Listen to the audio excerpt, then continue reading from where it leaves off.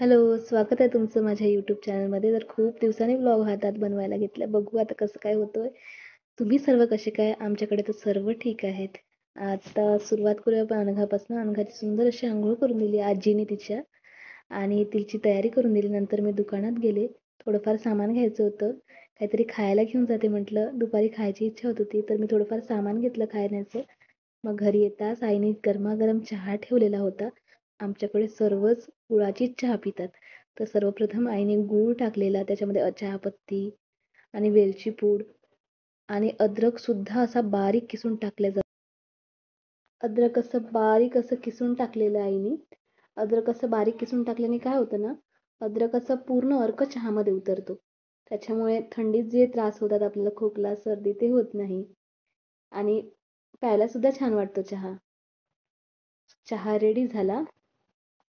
चहाला अशी छान अशी उकळी आली.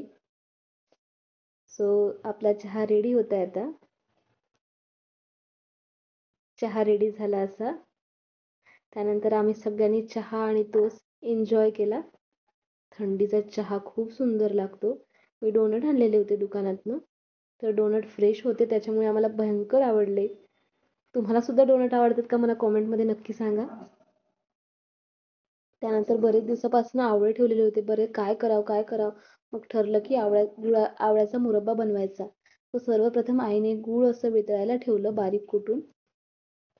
त्यानंतर आवळे सुद्धा असे धुवून पुसून कुकरमध्ये एक शिट्टी लावून आणि वाफवून घेतले. त्याच्यामध्ये आईने त्याला छिद्र केले, जेणेकरून गुळाचा पूर्ण अर्क आवळ्यामध्ये जावा. गूळ असं हळूहळू वितळायला लागलं होतं. बाजूला सावळे ठेवलेले होते.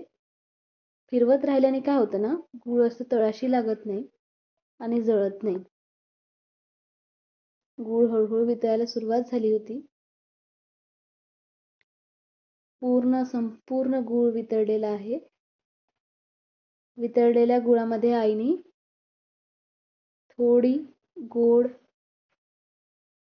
खारट चव यावी म्हणून 1 चम्मच काळं मीठ टाकलेलं.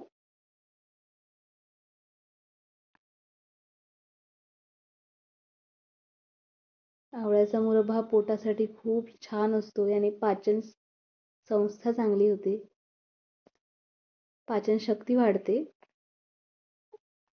असा संपूर्ण एकजीव असं करून घेतलेला आईने गूळ आणि काळं मीठ आणि त्यामध्ये वाफवलेले आवळे गुळामध्ये टाकून दिले, संपूर्ण आवळे, आणि असे एकजीव असं फिरवून घेतलं. एकजीव फिरवल्याने काय होतं ना, संपूर्ण इन्ग्रेडियंट गुळामध्ये मिक्स होतात, उडी लागत नाही. हळूहळू गुळाला पाणी सुटलेलं आणि आवळे असे शिजायला तयार झाले. सो तयार आहे आपलं झणझणीत असं आवळ्याचा तयार आहे आपला गरमागरम तुमच्याकडे कसा बनतो आवळ्याचा मुरब्बा? कॉमेंटमध्ये नक्की सांगा, मी जरूर ट्राय करेन. आमच्याकडे गेस्ट आलेले होते गावावरून. दादा आलेले होते. बाबा, दादा आणि हे सुद्धा असे टीव्ही बघत बसले.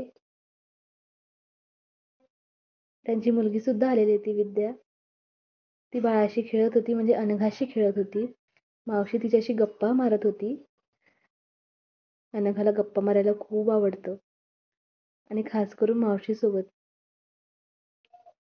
तिचे बाबा पण आले तिच्याशी गप्पा मारायला, पण बाबाशी काहीच ऐके नाही ती.